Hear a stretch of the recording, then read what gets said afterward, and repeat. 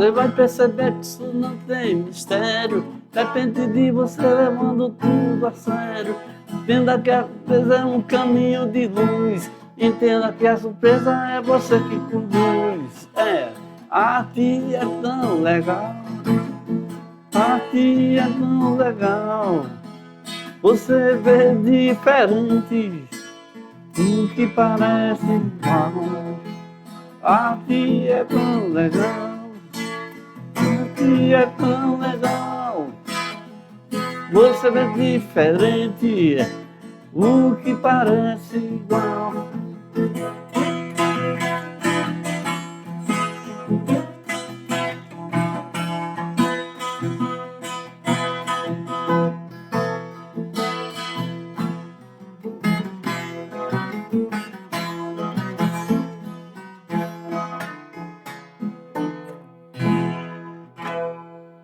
Pois é, um som de viola aí para agradar vocês, é que a gente tá aí estudando aí, daquele negócio tenso, né? Aquela coisa assim, meio sisuda, e a gente vamos alegrar com música, né? Então, vamos para nossa tela lá, para a gente começar. Vou botar a minha viola aqui na estante dela, né? Assim, no lugarzinho de honra dela aqui, minha lindinha.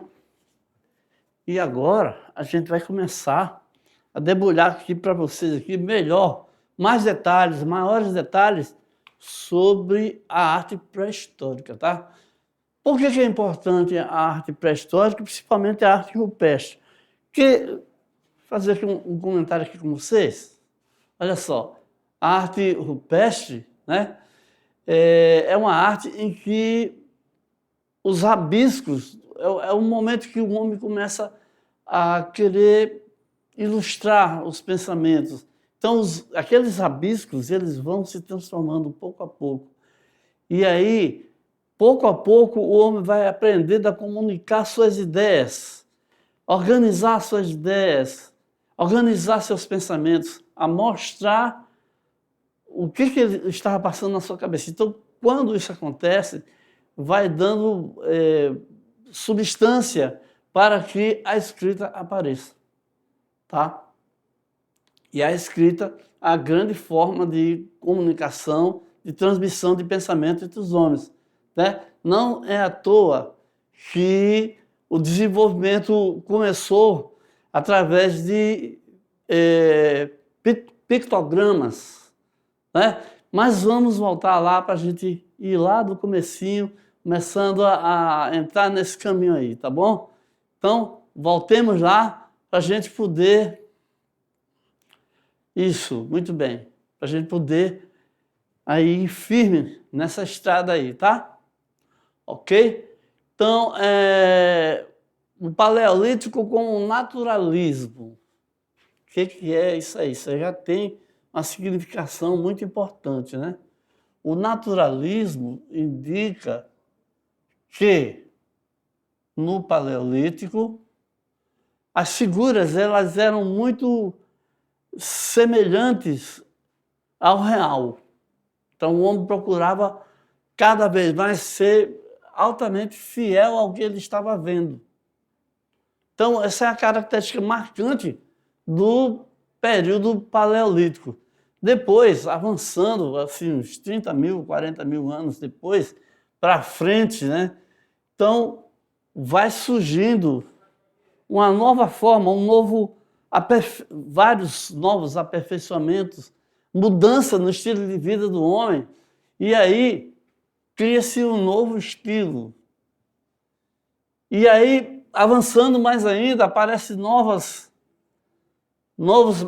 materiais, né? Onde o homem aprende a lidar, trabalhar com os metais, aprende a transformar através do fogo. E o metal é um novo material que aparece para dar forma e beleza. Dá forma também à beleza, de certo modo. Tá? Então, vamos começar aqui a debulhar, como eu falei lá no início. A pré-história. A pré-história é antes da história. É o período do aparecimento do ser humano até o surgimento da escrita. A escrita mais ou menos está cotada aí para ter aparecido assim em torno de 4.000 anos antes de Cristo. Olha essa figurinha aqui do homem das cavernas aqui. Né? A arte rupestre foram os primeiros registros visuais das manifestações artísticas desse período. Então, a arte rupestre é aquela arte em que o homem foi deixando seu registro nas paredes das rochas. E, ao fazer isso aí, ele começou a comunicar o seu pensamento. Tá? Tudo, às vezes ele foi guardando para ele mesmo olhar, para ele mesmo se lembrar de coisas que aconteceram. Né? Também tem todas essas possibilidades aí, né? As pinturas rupestres, aí o homem já estava bombando aí, ele já estava com a sua criatividade, seu uso de materiais aí, indo além, né? E essa palavra rupestre é bom que a gente saiba que vem do latim rupes, que significa rocha. Então, se um homem fazia uma arte onde ele se utilizava como suporte as paredes das rochas onde ele se abrigava, então é considerado então a pintura rupestre, o período da arte rupestre, ok? A arte onde ela é feita nas paredes das cavernas, das rochas. A arte relacionada a rituais xamanísticos ou ligadas aos rituais da vida em sociedade. Então, os xamanísticos têm a ver com a religiosidade, né? O cara acreditava que o Deus era o sol, então ele fazia um ritual, se ajoelhava para o Deus Sol, ele invocava o Deus Sol, né? Então, ou os xamãs, que eu não vou entrar muito nesse mérito aqui não, tá? E a vida em sociedade é a vida em grupo, né? Que o homem inicialmente era isolado, né? Depois ele foi se agrupando para se defender, para criar grupos que se defendiam de outros grupos, e aí vai também. Então, desenvolvida em paredes de pedra no interior das cavernas e grutas. Essa daí é a arte rupestre. Então, a arte rupestre tem a ver com rituais religiosos e tem a ver também com a vida em grupo, a vida em sociedade. Então, essa arte se apresenta em 3 períodos, né? Isso aqui, gente, de um período para outro tem uma diferença de 30.000, 40.000 anos. É muita coisa, mas durante esse tempo, não é que o homem... Como começou isso aí? O homem começou com uma lasca de pedra. Então, utilizando uma lasca de pedra para cortar carnes, cortar animais, para atingir outros animais, para se defender, para agredir também, né? Para riscar paredes. Então, em relação a riscar, em relação à arte, a parte de representação, é o que a gente chama de período do naturalismo. E aí vem o neolítico, paleolítico, pedra lascada. O lítico tem a ver com a pedra, né, também. E o neolítico é o novo momento, né? Começa um novo estilo de vida, um novo estilo de representação. O homem começa a ficar mais esperto, começa a descobrir novas maneiras de ter uma vida mais tranquila, cada vez mais. Avançando mais aqui, aí ele chega na idade dos metais com um novo material que vai impactar bastante aí, tá? Porque ele vai fazendo facas, espadas e um sem número de utensílios e acessórios para a sua vida. Então vamos ver um pouquinho mais aqui sobre arte no Paleolítico, no que diz respeito a esse uso aqui do naturalismo, né? Reconhecida como uma das mais antigas manifestações estéticas do homem, encontrada em cavernas, gravuras, pinturas e pequenas esculturas. Então, do ponto de vista artístico, o homem do período paleolítico, quando ele se volta para representações, para a parte artística, para fazer ter alguma forma de arte, o que ele fez? Ele não só pintou, como ele fez algumas gravuras, como ele fez algumas esculturas, pequenas formas, né, que ele foi colocando, e com essa ideia de naturalismo, a fidelidade máxima possível a aquilo que ele estava vendo. Então, o naturalismo tem a ver com a fidelidade ao que ele estava vendo. Então, estamos vendo aqui algumas pinturas rupestres, né, nas rochas lá da Serra da Capivara, no Piauí, ok? Então, tem uma grande importância na busca de informações sobre o cotidiano do homem pré-histórico. Antes que existisse alguém, a possibilidade, a condição de alguém escrever, deixar um registro escrito com palavras, contando história e tudo mais, né? O homem já se comunicava através de suas gravuras, de suas pinturas, de suas pequenas esculturas no período paleolítico. Olha só essas figuras aqui, tá bom? Então, importantíssimo, porque vai mostrando, dando uma ideia de maneira de vida, de caça, de bichos, de animais que estavam presentes naquele cotidiano ali, tá? Então, pedra velha, pedra lascada, a arte de trabalhar em pedra por lascamento das pedras. Então, em Chauvet e Lascaux, na França, e Altamira, na Espanha, foram encontrados os primeiros desenhos e pinturas. Então, não esquece desses lugares também, tá? Na França, em Chauvet e Lascaux. Em Altamira, na Espanha, foram encontradas Chauvet e Lascaux na França e Altamira na Espanha. Foram encontrados os primeiros desenhos, que eram simplesmente traços nas paredes. Coisa bem inicial mesmo, só um riscozinho ali. Mãos em negativo é outra coisa, provavelmente quase que a primeira curiosidade que o homem teve em deixar alguma marca, né?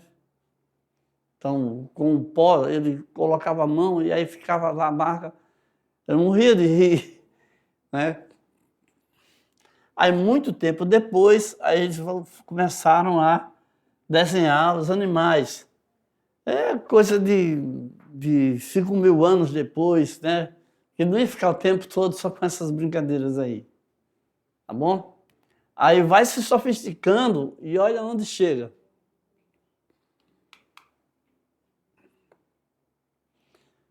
Chega nesse fantástico desenvolvimento que é conhecido como naturalismo, né? Muitas figuras onde o homem começava a pintar aquilo que ele via, do jeito que ele via. Como, por exemplo, aqui essa figura de uma espécie de boi daqueles tempos, né? Um bisonte. Então, a pintura aí é muito semelhante ao real, né? Muito perfeita, dá para você ver nitidamente. Então, o naturalismo, olha só a característica, representava os seres de determinada perspectiva. Interpretava a natureza, fazia esculturas apenas de figuras femininas. Então, a mulher já começava a ser colocada assim como fonte de beleza, como exemplo. e eram feitas em locais de difícil acesso, né? Quanto mais que o homem procurava esse isolamento para poder se defender dos animais, para poder fugir, né? Então, seguindo aqui, nós falamos no uso da beleza feminina. Então, vemos aqui um primeiro exemplo. Eu vou falar já sobre essa gata aí maravilhosa. Então, para as pinturas, o material usado era óxido de minerais, ossos carbonizados, carvão, vegetais e sangue de animais. Carbonizados já significa que foram queimados, então tem a ver com fogo. Os elementos sólidos eram esmagados e dissolvidos na gordura dos animais caçados. E aí eles utilizavam o dedo, as mãos e pincéis feitos de penas e pelos de animais para fazer seus desenhos. E aqui nós temos essa escultura aí de 11 centímetros, e foi encontrada na Áustria, em 1909, na cidadezinha de Willendorf, tá? Então ela ficou conhecida como a garota de Willendorf, a gata, a Miss, a representação máxima de tudo que era mais belo de uma mulher naquela época, né? A Vênus de Willendorf. Então, esta garota aí, lindíssima, aí, mostrada com esse cabelo, com esse corpão aí, né?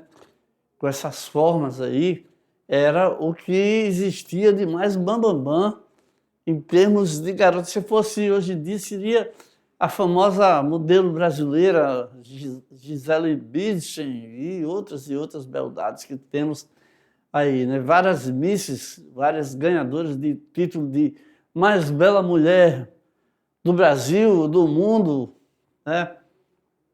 A representante da beleza feminina, a representante da fertilidade, né? Que tinha esses valores naquela época.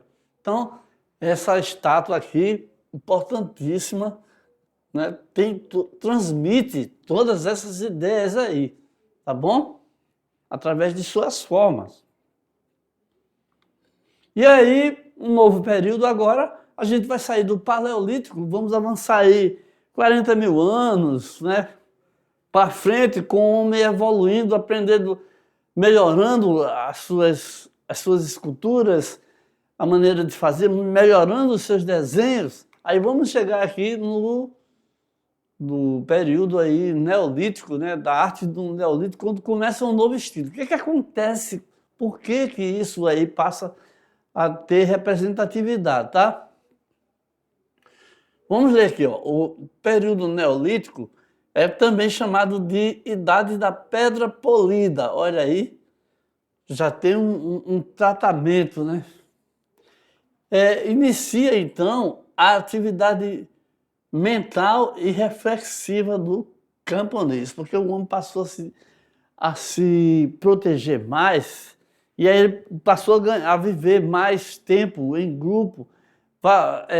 Vamos dizer assim, seriam as primeiras cidades, os primeiros grupamentos, e aí ele teve mais tempo para pensar na vida, para refletir sobre as coisas, porque antigamente ele era o tempo todinho com medo, era um nômade, só vivia se mudando de lugares porque precisava se preocupar com sua própria existência. Se ele vacilasse, via um animal daquele e pegava ele também, não é? E por isso, quando ele melhora a sua convivência de grupo, começa a ficar mais tempo no lugar, descobre a agricultura, descobre outras formas de se alimentar, e aí também reflete nas suas artes, onde ele descobre a gravura, gravar as coisas, né? Gravar os desenhos, gravar formas. Então vamos seguir aqui para a gente ler mais aí. As características, ó. Aí já começa, toda vez que a tecnologia melhora, pode ter certeza que vem junto produção de armas e instrumentos de pedra. Essas armas para também ter domínio sobre os animais, né? Aí vem também com isso aí o início da agricultura e a domesticação de animais, porque ele aprende a plantar certas sementes e vê-las crescerem. Ele descobre essa possibilidade aí, né? E aí ele deixou de ser nômade, porque ele também descobre que alguns animais se submetem a trabalhar para eles. Então começa aprende a domesticar animais, tá? Aprende a usar o cavalo, aprende a usar os bois. E aí os grupos humanos começam a se fixar e a viver em grupos, onde existia já uma divisão de trabalho, né? E aí muito mais desenvolvimento, como por exemplo a fabricação de tecelagem. Olha só, a fabricação de cerâmica, de casas, de vasos, utensílios de argila, decoração com sinais geométricos e abstratos. Então o homem deu um salto gigantesco no seu desenvolvimento aí, né?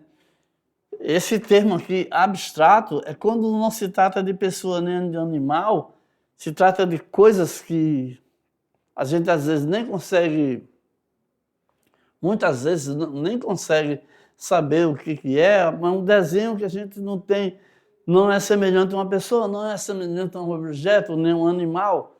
Então torna-se coisas do pensamento, coisas da mente. Então é o que a gente chama de abstração, é abstrato, é do pensamento, tá? Então a gente vai ainda desenvolver bastante em cima dessa palavra aí, por causa da arte abstrata, tá bom? E essa pintura rupestre aqui, ó, nas cavernas de Tassili na Argélia. Então você veja aí, ó, que já tem as pessoas com arco e flecha nos desenhos, já tem uma representatividade, onde os traços não são,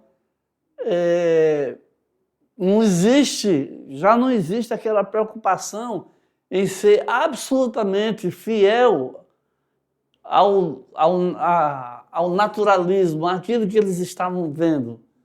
Olha, isso aqui representa uma pessoa, é uma pessoa, certo? É uma pessoa, assim a gente percebe. Mas precisa fazer uma pessoa muito semelhante, quase uma fotografia? Não, porque aqui já passa a ideia e a gente vai entendendo. Então, isso de representar mais a ideia do que o próprio ser vai dar um desenvolvimento lá na frente que vai chegar na escrita, tá bom? Então, é por isso que é muito importante esse desenvolvimento mental, intelectual do homem. As pinturas do Neolítico deixam de ser naturalistas. Não falei? Eu falei. Pois não buscam imitar a natureza. Então, característica aí importantíssima, né?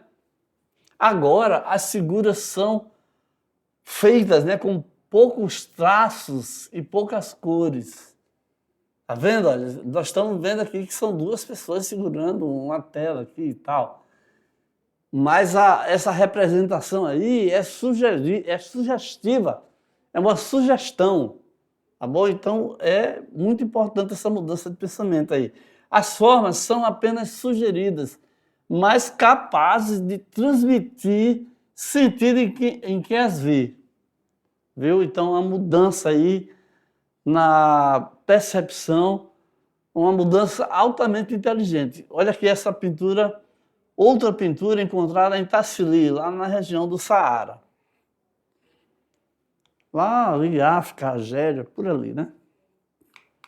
Então, seguindo aqui, ó, nós vemos o seguinte: as formas e os temas representados sofreram mudanças. O ser humano passou a ser representado em suas atividades cotidianas e coletivas. Os temas mudaram, olha aí, tá vendo? A imagem fixa sugeria movimento. As pinturas representavam danças coletivas, trabalho em plantio e colheita. Olha aí a mudança a mudança de vida, né? Mudança de trabalho, a divisão já, a criação de figuras mais leves e ágeis, com pequenas e poucas cores, né? Figuras leves, ágeis, pequenas e com poucas cores. As imagens ficam reduzidas a traços e linhas simples. Surgia assim a escrita pictográfica, né? Que é uma escrita que é através de desenhos, pequenos desenhos. Então vamos ver aqui a arte na Idade dos Metais. Vamos parar um pouquinho aí essa ideia aí, depois a gente volta nela. Olha só, na Idade dos Metais o ser humano já havia dominado o fogo. Olha que coisa importante, porque o fogo proporcionou a fazer vasos de cerâmica e novas formas, espadas, sei lá, muita coisa. O artista utilizava metal, barro ou técnica de cera e produzia peças muito bem feitas. Olha aqui esse soldadinho aqui, né? Esculturas de metal representavam guerreiros e mulheres ricas em detalhes e servem de documentos dos costumes da época. Então, essa aqui é uma escultura neolítica de bronze encontrada na Sardenha, no Museu Pigorini, em Roma. Viu aí? Importantíssimo. E aqui, seguindo aqui, nós vamos ver aqui também aqui os dólmens. A utilização dos metais caracterizam o florescer das primeiras civilizações, o comércio e o artesanato, com destaque na arquitetura sacra, onde os monumentos megalíticos, grandes pedras, né, templos e santuários. Então, mega quer dizer, lembra da Mega Sena? A grande cena. Pois é, né? Então, megalítico, mega pedras enormes e pesadíssimas, né? E na confecção de estátuas, assim como na pintura de objetos. Então, existe aí um grande desenvolvimento. Então, vamos ver uma curiosidade? Bora lá. Olha só, Stonehenge é um monumento de pedra, né? Onde você tem aqui, ó, hanging stones, pedras suspensas, escritos medievais, dança dos gigantes. Tá vendo? Isso aí existe, isso ainda está lá para a gente ver. É só você ir lá na Inglaterra e falar assim, chega lá e diz assim, Dungeon, fala aí um pouquinho de inglês lá com ele, os caras levam você direto para ver as pedras. Então, é um complexo monolítico formado por círculos de pedras, situado no sul da Inglaterra. Sua construção, lá na Inglaterra o povo fala inglês, tá? Ancient. E a sua finalidade, mantém como um grande enigma. Então, a obra de arte está lá, mas por que isso ali foi colocado ali? Quem levou isso para ali? Porque essas pedras pesam toneladas, como que elas foram parar ali naquele local? Tudo isso ainda é um enigma. Olha só, o monumento ou santuário de Stonehenge é uma das mais antigas construções arquitetônicas do mundo. Quem fez? Vem a pergunta aí. Então, a sua estrutura original consistia em, pelo menos, 2 círculos fechados de pedras. O círculo interno era formado por menires simples, ou seja, blocos de pedras isolados, mais baixos e mais finos. O segundo círculo por trílitos, blocos de 3 pedras mais altas e mais largas, em que 2 delas formavam a base e a outra a cobertura. Então tá vendo aí os detalhes, né? E aí, vamos ver uma atividade aí, né, interativa. Vamos aí deixar aqui uma perguntinha aqui para você. Vamos deixar aqui uma hora de fazer arte. Vamos deixar uma atividade, nada de pergunta, uma atividade. Vamos lá. Aí sobre o assunto arte rupestre, tá bom? Então a proposta é, em folhas de sulfite coladas, papel madeira, ou craft, cartolina e utilizando produtos da natureza como tinta de urucum, cinza, argila, folhas ou qualquer material que possa produzir pontos, né, pigmentos e que possa ser soprado. Aí o que você vai fazer? O que você vai fazer? O que você vai fazer? Vai fazer aquela brincadeira. No início eu acredito que eles foi uma grande brincadeira para eles, né? Produzir uma impressão das mãos em positivo e a impressão das mãos em negativo. E essa atividade faz parte do projeto Extra Classe. Então, você vai pesquisar aí, né? Vai dar sua pesquisada aí para saber como, por que mãos em positivo, por que mãos em negativo. Eu vou deixar isso aí com você, tá? Por quê? O que vai acontecer? É a sua vez de entrar em contato com a arte daquele período, né? É a sua vez de você começar a entender melhor tudo que fazia parte daquele mundo, né? Você veja só, a arte ela veio se transformando, o homem veio aperfeiçoando os seus elementos, os seus instrumentos, né?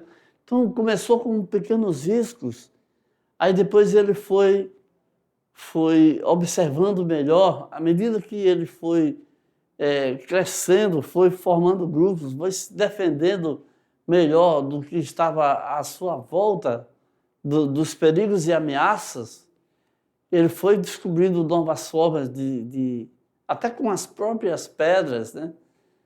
Ele aprendeu a amarrar um pedaço de pedra pontiagudo numa vara, num bambu, e aí já tangia os animais que vinham atacar eles em grupo, já ficava tangendo os animais, né? Já ficava pescando. E já ia tendo, assim, uma maneira melhor de subsistência, né? É muito importante isso aí, porque todo esse envoltório, todo esse grupo de coisas faz com que o homem comece a ter mais tempo para pensar. Também tem aqueles períodos de chuva que o homem não podia enfrentar, né, as tempestades, não podia enfrentar o torrencial, né, não podia enfrentar os raios, nem nada, ele ficava confinado e tinha bastante tempo para pensar, tinha bastante tempo para observar, tinha bastante tempo para ir exercitando, de alguma forma, os seus registros, né? Colocando nas paredes formas que ele ia concebendo, e aí os mais habilidosos, né, os mais observadores, foram começando a formar verdadeiras obras de arte, né? encontradas em cavernas que a gente não pode nem deve esquecer. As cavernas da França, as cavernas da Espanha, né? Algumas formas de arte encontradas na África, na Argélia, e até aquelas que foram encontradas na Áustria, né? Tem a escultura lá da mais bela mulher daquele tempo, né? A forma idealizada da mulher fatal, a mulher símbolo importantíssimo da fecundidade. Todos esses valores aí eram agregados, eram incutidos, eram colocados como que o que havia de mais importante, né, para a vida do homem. Quando eu falei nas cavernas da França, a gente teve a caverna de Lascaux, que ficou mais conhecida, né? Teve a Chauvet também. Aí vem a caverna lá de Altamira e vem a de Tassili, lá na Argélia. Todos esses lugares foram encontrados vestígios, foram encontrados obras, né? Foram encontrados feitos, riscos nas rochas que os homens foram deixando. Então, e tudo isso começou a partir do momento que o homem, de algum modo, descobriu o pó colorido, né, de algum material, sangue até, de animais, e ele foi formando a sua representação e a sua representatividade. Então, gente, tudo isso é mais importante porque é o que foi nos trazendo até esse momento em que hoje a gente se comunica, a gente escreve, a gente tem toda a representação das artes, mas teve como isso, né? Teve aquele momento em que o homem representava seus pensamentos através de desenhos, pictogramas. E aí nós vamos aprender um pouquinho sobre esses pictogramas, esses ideogramas, né? Tem civilizações, que eu não vou entrar no método, mas a gente sabe que tem várias delas que ainda se utilizam dessa forma de se comunicar, certo? Então, altamente importante. Então, eu quero, com isso aqui, dizer que a nossa aula termina aqui, nesse momento, né, com essa imagem aí, né, com essa atividade. Espero que vocês façam e se sintam como se fosse uma pessoa daquele tempo, tá bom? Temos aqui, então, as nossas referências, e aqui a gente termina com a nossa aula. Espero que vocês tenham gostado, espero que vocês tenham aprendido, se aprofundado bastante na arte rupestre, na arte do Neolítico e na Idade dos Metais, né? E ficamos por aqui. Valeu!